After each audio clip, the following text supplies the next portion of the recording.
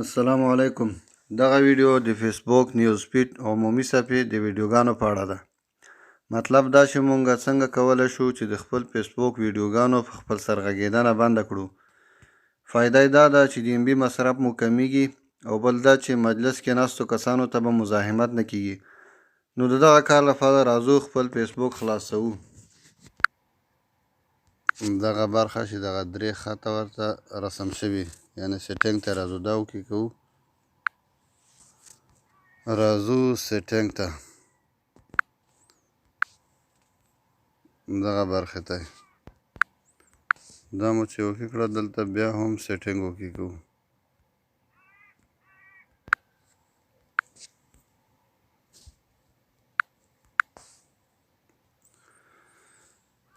سیټینګ مو چې اوکې کړ، دلته راځو میډیا برخې ته.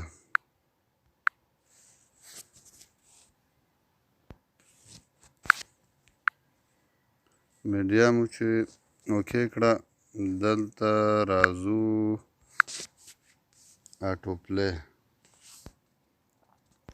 اټو پلی کې موږ تاسو ته درې اختیارات راکړي.